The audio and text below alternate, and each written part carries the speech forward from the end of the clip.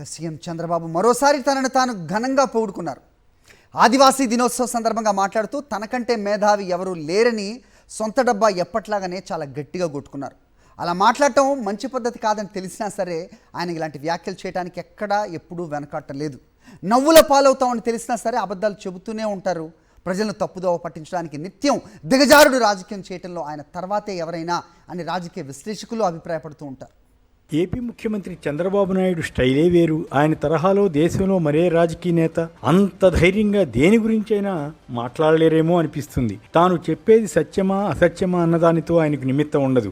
ఎన్నిసార్లు ఎన్ని రకాలుగా మాటలు మార్చడానికైనా అస్సలు ఇబ్బంది పడరు. ఇన్ని ప్రత్యేకతలు ఉన్న చంద్రబాబు నాయుడు ఎక్కడ ఏ ఉపన్యాసం చేసినా పలు చిత్ర విచిత్రాలు కనిపిస్తాయి. కొద్ది రోజుల క్రితం పాడేరులో ఆదివాసీ దినోత్సవం సందర్భంగా జరిగిన కార్యక్రమంలో ఆయన ప్రసంగం చూడండి. ఇక్కడ తనకంటే మేధావి ఎవరైనా ఉన్నారా అని అడిగారట.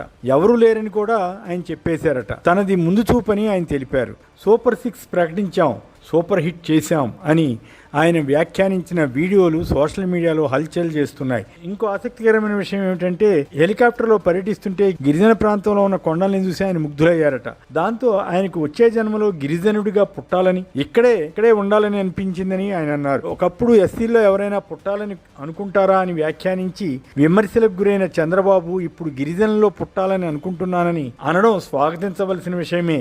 కాకపోతే ఇక్కడ ఉండాలనిపించిందని అన్న మాటలో చిత్తశుద్ధి ఉందా అన్న సంశయం రావచ్చు. నిజంగానే ఆయనకు ఈ కోరిక ఉంటే ఈ జన్మలోనే ఇక్కడ ఉంటానని చెప్పవచ్చు. తను ముఖ్యమంత్రి పదవి నుంచి తప్పుకున్న తర్వాత గిరిజన ప్రాంతంలోనే ఉంటానని ప్రకటించి ఉంటే ఆయన కోరిక తీరేది కదా అని కొందరు వ్యాఖ్యానిస్తున్నారు. గిరిజన ప్రాంతాల్లో డోలీలు లేకుండా చేసేశామని ఆయన అన్నారట. అందులో వాస్తవం లేదన్నది అందరికీ తెలిసిన విషయమే. అసలు సరైన రోడ్డు లేక గిరిజనులు పడే పాటలు అన్నీ కావు.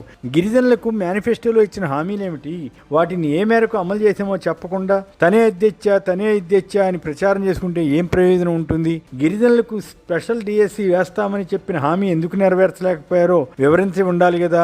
పాడేరులో మెడికల్ కాలేజీని త్వరలో పూర్తి చేస్తామని చంద్రబాబు చెప్పారు. బాగానే ఉంది. కానీ ఏడాది కాలంలో దాన్ని ఎందుకు ముందుకు తీసుకువెళ్లలేదు? వైఎస్ జగన్ 17 మెడికల్ కాలేజీల ఏర్పాటుకు పూనుకుని భవనాల నిర్మాణం కూడా చేపడితే మెడికల్ సీట్లు అక్కర్లేదని చంద్రబాబు ప్రభుత్వం కేంద్రానికి లేఖ రాయడం ఏ రకంగా రాష్ట్రానికి గిరిజన ప్రాంతానికి మేలు చేసినట్లు అవుతుందని పలువురు ప్రశ్నిస్తున్నారు.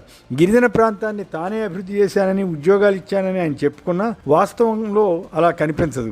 గిరిజనుల ఇళ్ల వద్దకే సేవలందించే వాలంటీర్ల వ్యవస్థను జగన్ ప్రభుత్వం తీసుకొస్తే దాన్ని చంద్రబాబు ప్రభుత్వం రద్దు చేసింది. ఇప్పుడు గిరిజనులు తమ చిన్న పనులకు కూడా ముఖ్యంగా రేషన్ వంటి వాటి కోసం కిలోమీటర్ల కొద్దీ వెళ్లవలసి వస్తోంది. కేంద్ర స్కీములను కూడా తన ఖాతాలో వేసుకుని మాట్లాడారు. రాయ్పూర్ విశాఖ జాతీయ రహదారిని తానే తెచ్చానని చెప్పుకున్నారు. సూపర్ 6 హామీలను సూపర్ హిట్ చేశామని ప్రచారం పెట్టడం ఆయన మేధావితనానికి నిదర్శనం అనుకోవాలి. జనం కూడా అన్ని హామీలు నెరవేర్చేశారని భావించాలన్నమాట.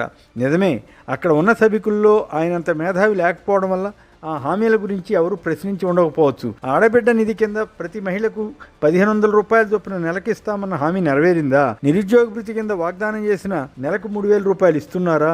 తల్లికి వందనంతో సహా రైతు భరోసా తదితర స్కీములు ఒక ఏడాది ఎగవేసి ఈ ఏడాది అరాకొరగా అమలు చేస్తే అవి సూపర్ హిట్ అయినట్లా? మహిళలకు ఉచిత బస్సు ప్రయాణం గురించి ఇచ్చిన హామీ ఏమిటి? ఎంతవరకు ఎందుకు అమలు కాలేదు? ఇప్పుడు అమలు సంకల్పించిన అన్ని రకాల బస్సుల్లో ఆ సదుపాయం కల్పించకుండా షరతులు పెట్టడం ప్రజలను మోసం చేయడం అవుతుందా కాదా? ఎన్నికల మేనిఫెస్టోలో మిగిలిన హామీల మాట ఏమిటి?